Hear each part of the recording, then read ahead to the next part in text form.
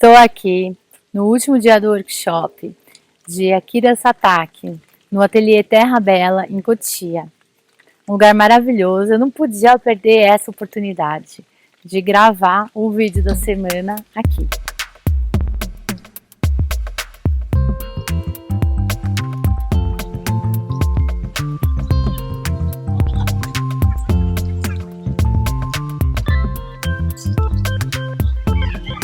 Pensa nas refeições mais deliciosas que nós tivemos o prazer de degustar nos 5 dias de workshop aqui nessa varanda. Hoje preparei para vocês um mix de folhas com nozes caramelizadas, tomatinho, beterraba e cenoura, molho de mostarda, arroz com brócolis, cuscuz marroquino com legumes assados, shakshuka, que é um molho de tomate com ovos, e um frango com especiarias e laranja. Bem, sobremesa, banana caramelizada com paçoca.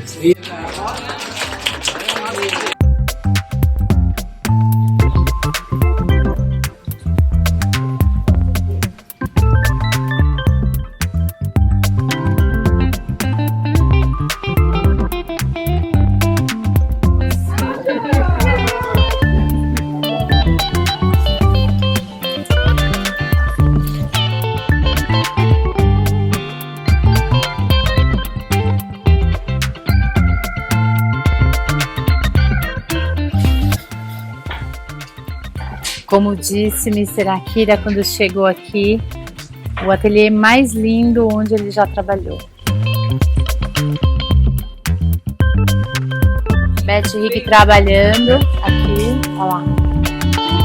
Oi, Beth.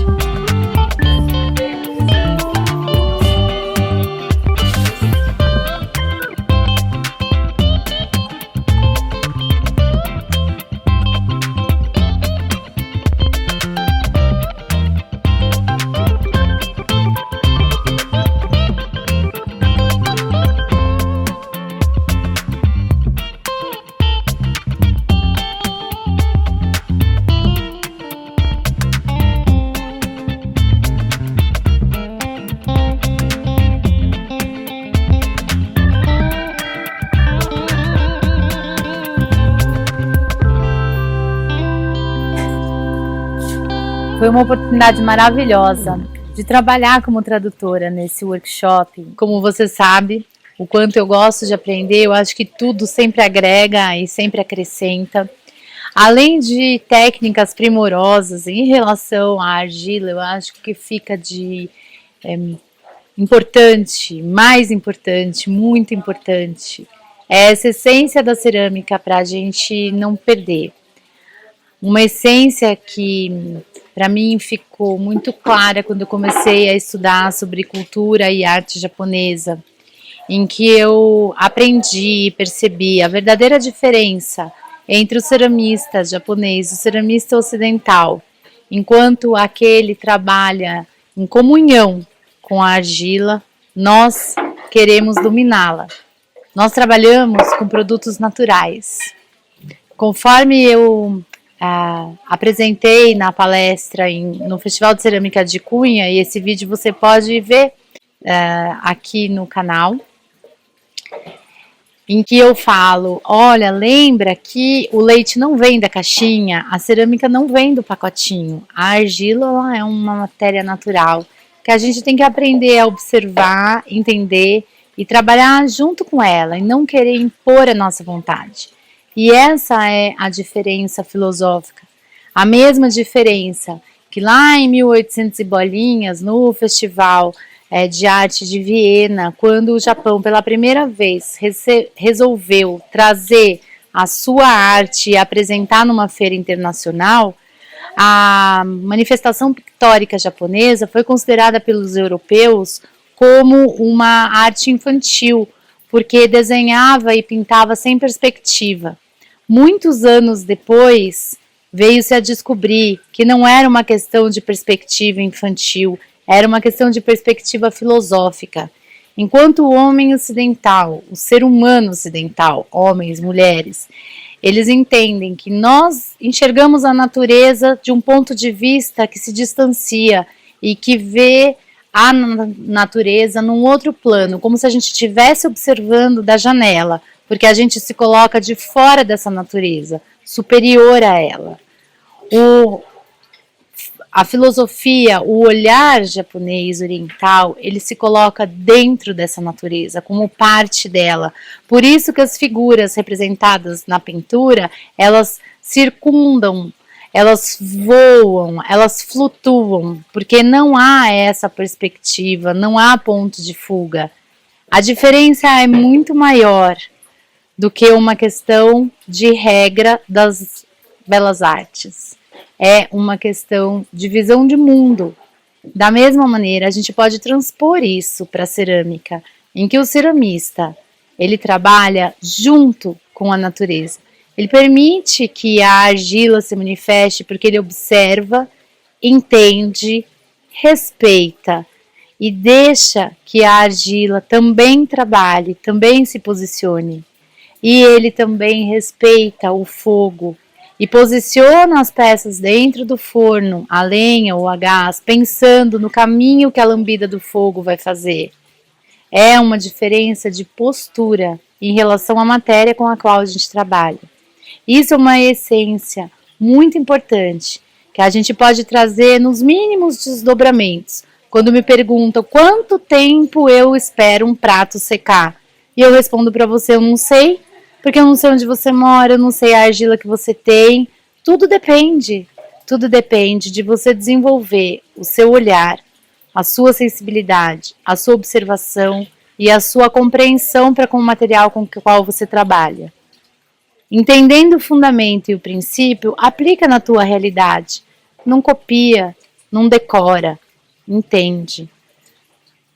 Faz com que o teu processo flua junto com o material onde você trabalha, com o ambiente onde você está inserido. Essa é a chave. A gente conversou muito sobre isso aqui.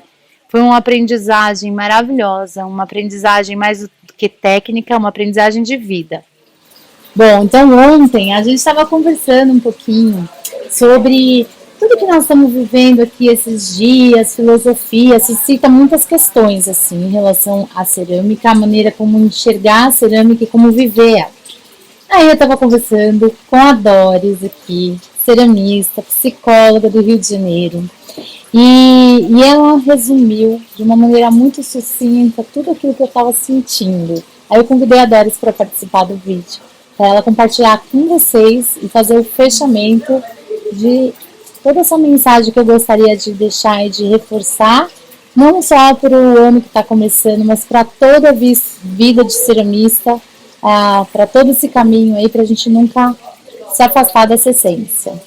Então, dentro da filosofia oriental, e que eu acho que o ocidental não presta tanta atenção para isso, estão os espaços vazios, o silêncio, o espaço entre as coisas, entre as pessoas, a relação entre você e aquilo que você está fazendo. Tem uma resposta, tem um timing para isso.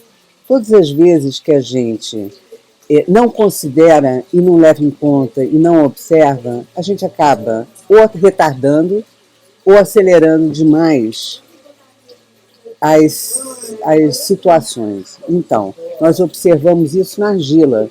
Né? Quando a gente está construindo alguma coisa, um movimento, nós temos que esperar uma correspondência desse movimento.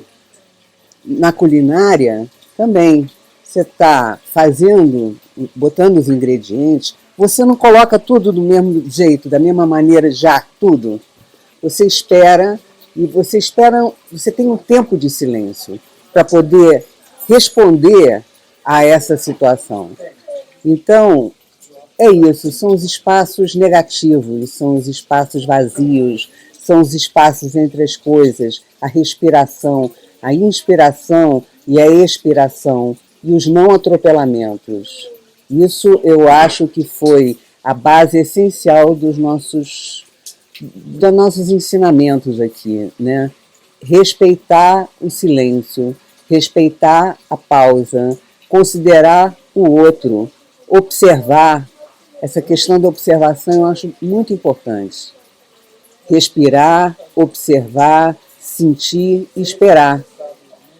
Os espaços negativos não são espaços vazios, são espaços densos, tão importantes quanto os espaços positivos. Então, o trabalho foi essencialmente sobre isso. Isso acontece na culinária, acontece na música, acontece na cerâmica, acontece nas relações afetivas, acontece em todos os espaços. Maravilhoso, né? Eu só tenho a agradecer a oportunidade de estar aqui, de trabalhar, de conviver esses dias com essas pessoas maravilhosas, que me ensinaram muito, de ter a oportunidade de aprender direto com o mestre Akira, com todos os participantes do workshop e com todas as ideias e trocas e novas amizades que surgiram daqui. Muito obrigada. Eu fico muito, muito, muito agradecida mesmo por todas as oportunidades maravilhosas que a cerâmica traz para minha vida. Boa semana para todo mundo.